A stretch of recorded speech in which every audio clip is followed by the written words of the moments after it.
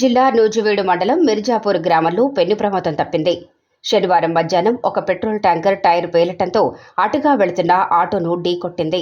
ఈ ప్రమాదంలో విశాఖపట్నానికి చెందిన 4 తీవ్ర గాయాలయ్యాయి. ఈ క్రమంలో ఆయిల్ ట్యాంకర్ నుండి బయటకు వచ్చిన పెట్రోల్ సమీపంలోని డ్రైనేజీలోకి జారుకుంది. శనివారం రాత్రి సుమారు 10:30 సమయంలో ప్రమాదవశాత్తు నిప్పు అంటుకోవడంతో పెట్రోల్ బంకు సమీపంలో మంటలు ఒక్కసారిగా ఎగిసిపడటంతో స్థానికులు భయభ్రాంతులకు గురయ్యారు.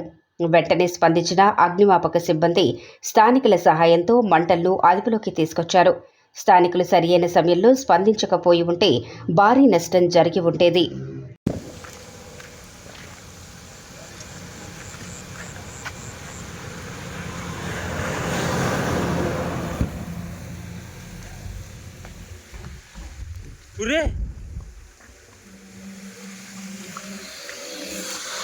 అరే అన్నా ఇక్కడ ఉండద్దు అన్నా. అమ్మో అన్నా, ఇంట్లోంచి బయటకు వెళ్ళండి, డ్రైనేజ్ మొత్తం అదే.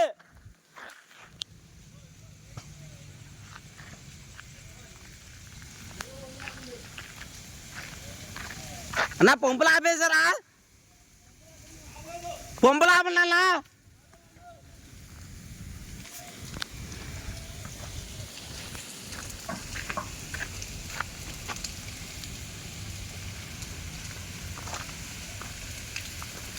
రమ్మాగరా బాబు అటెల్రా.